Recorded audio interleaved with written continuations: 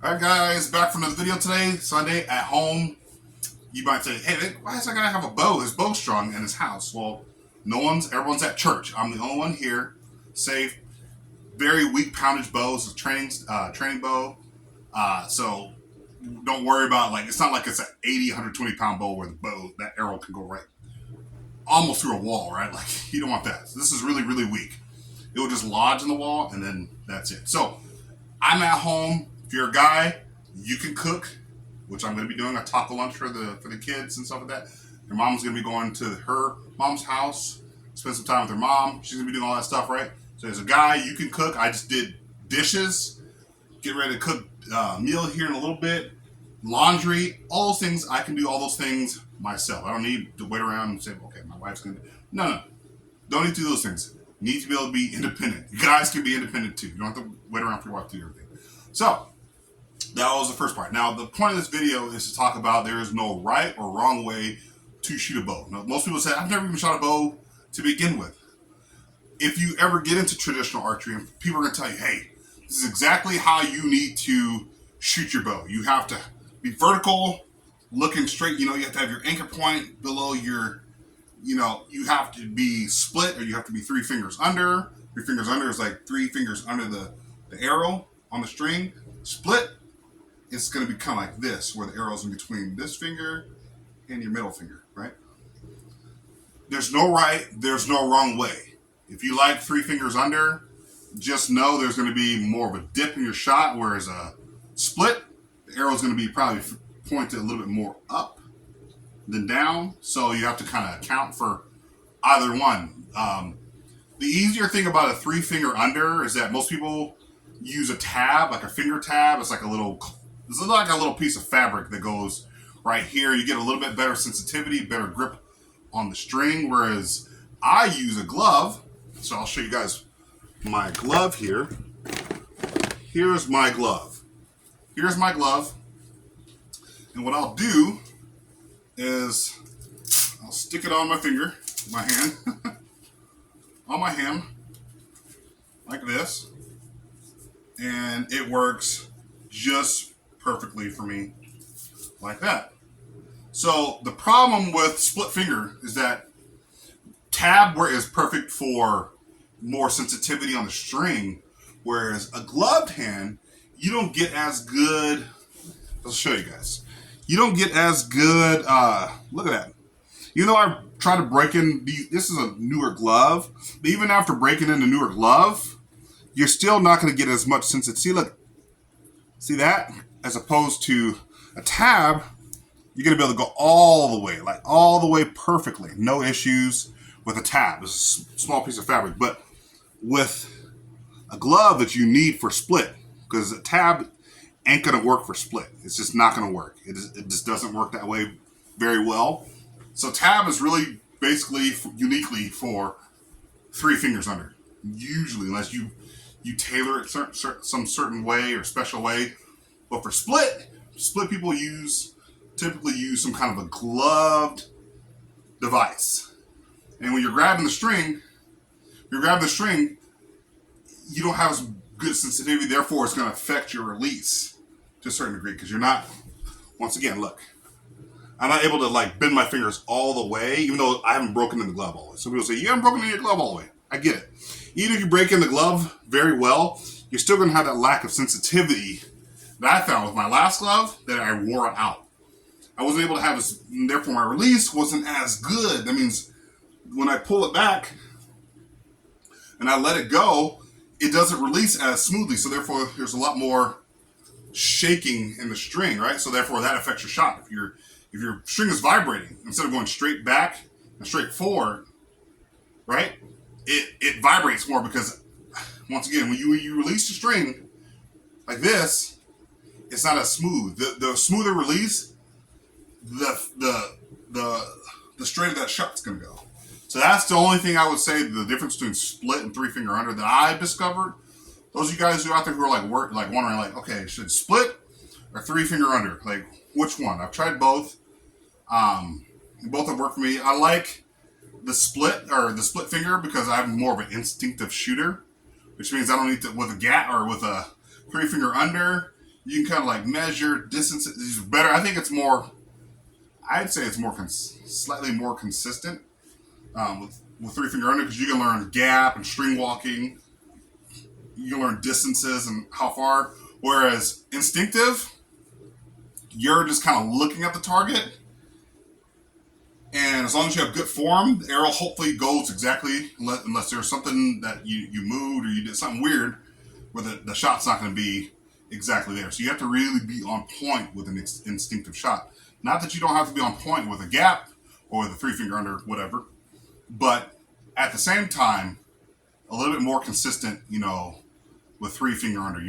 Okay, this is how far I need to, tab down. Those who do the string walking, they can tap and then they can pull back to their anchor point, right? And they can know exactly, okay, if I pull down to this part of the string, then therefore I know this is the distance. And all they got to do is just know side to side. So that's what really works with that. Instinctive three split.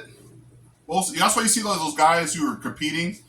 You see those guys, the bare bow guys. They have the tab, and then they're like counting down three finger under, and they pull back to their anchor point, and they're like their shots are so good. That's why you don't really see that with instinctive three finger under because you can make a lot more mistakes. Whereas with the tab, string walking three finger under, those guys are absolutely amazing. The bare bow guys, they're three finger under. I watched a lot of the competitions.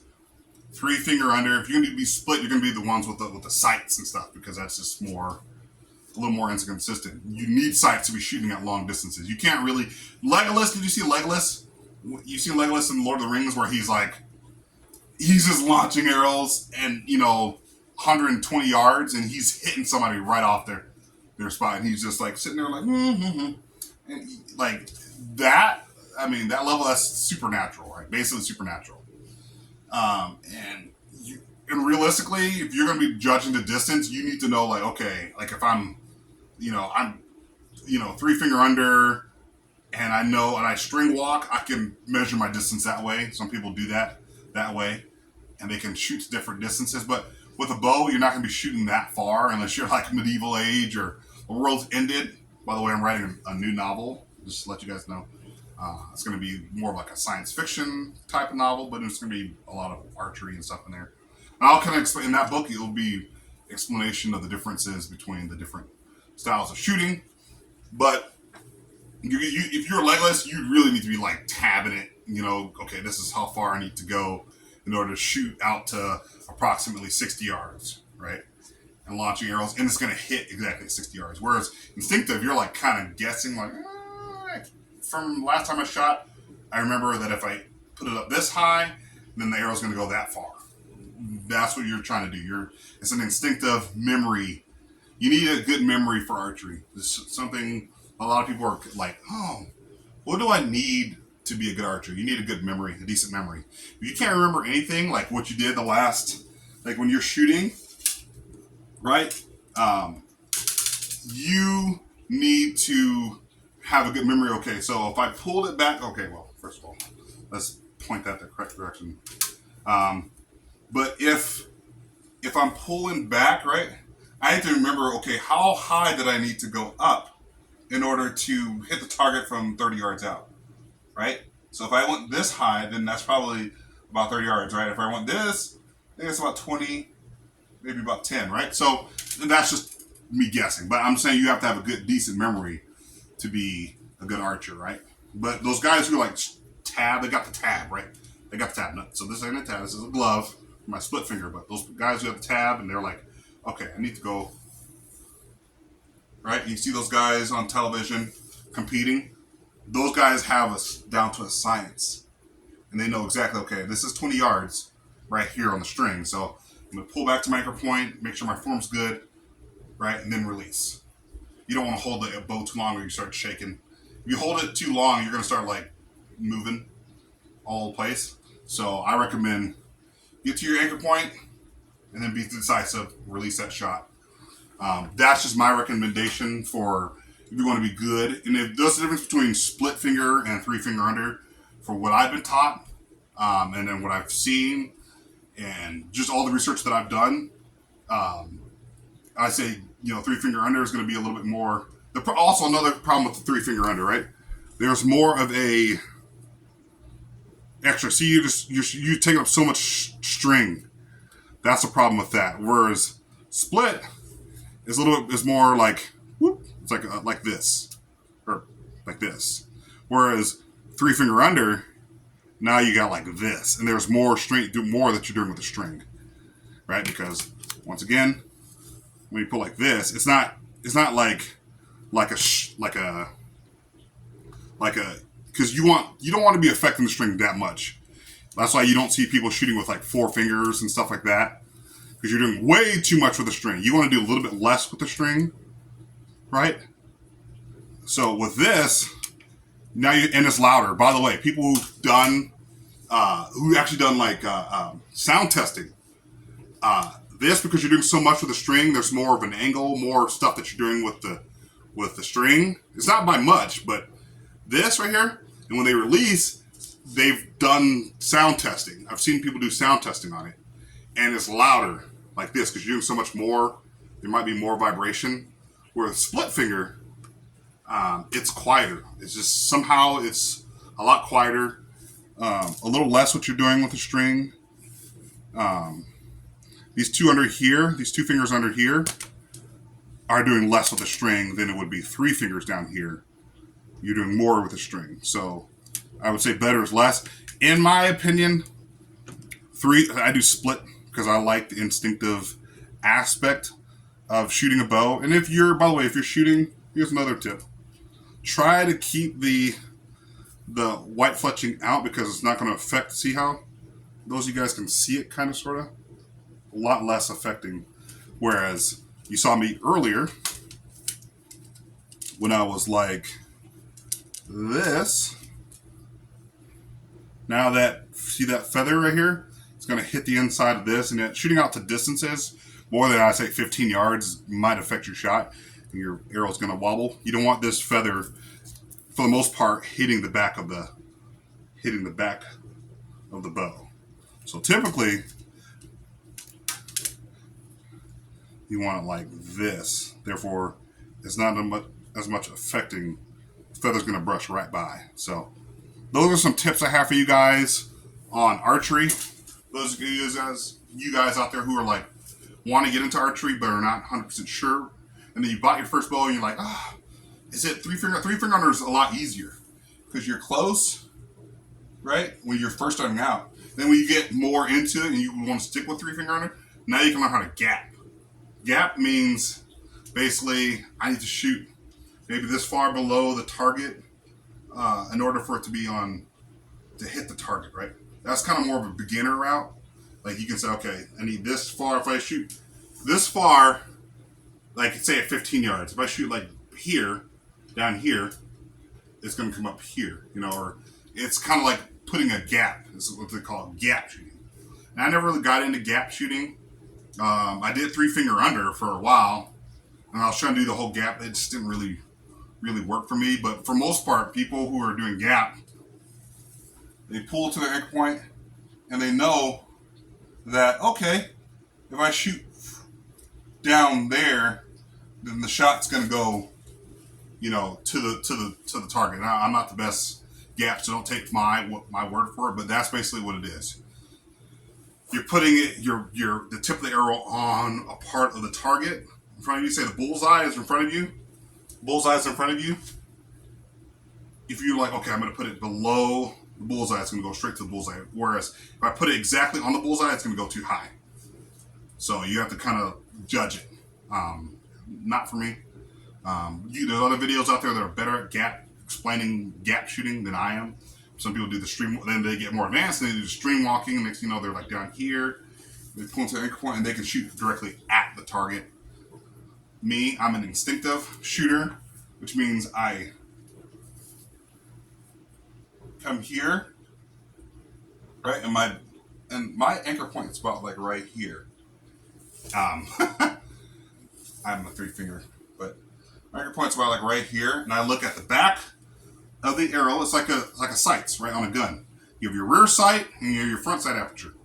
And I look at from the rear sight, which is the back of the arrow or the fletching or wherever, and then the tip, and I put it right on the target, and it should hit somewhere near the target. And I'm sorry I had the three finger under, but because I've been explaining it to you this entire time. But I look at the back and then the tip, and I put it right on the target, and it goes right to the target. Now that only works out for me maybe to about 18, 20 yards. But anything after that, you're kind of sort of guessing. So instinctive works well, but should you be trying to shoot way further out than 20 yards? I don't really think so. But that's just my opinion on shooting. So I'll make another video on just me shooting my bow. I don't recommend you do this outside of like, okay, I'm going to be shooting in my house. Don't do that. I've been doing this for a long time, so therefore I feel confident in my shot that I'm not going to be shooting through walls or shooting through glass or anything weird like that. I'm just doing more like a home defense project kind of sort of fun thing that, you know, I can try and you guys can kind of watch me and be like, okay, maybe not do that or maybe do this. Or if I have a bow in a situation, you never know. Your bow, you might not have a gun. You might have left your gun in your truck. You have your bow in your closet and then someone's trying to break in. You can string your bow and, you know, and be able to at least know how to use it within a house instead of saying, I've never used a bow ever in a house, so therefore I have no idea how the mechanics would work. Moving up and down stairs, right? And hitting walls and making a lot of noise. Well, you can say, okay, I need to work on being more quiet.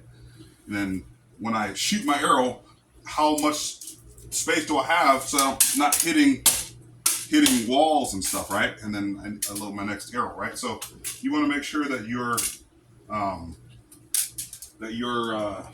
at least know how to use a bow in a house. If you have a bow, I'm saying if you have a bow, you can learn how to use a bow. Why practice one form of the art, right? I use outdoors. I've been to a range. I could be indoors. You never try, you'll never know. So I'll just do it just to show you guys. That's all I got for you guys today. So hit that subscribe button, like, whatever, or wherever this video is gonna go. I'll see you guys later.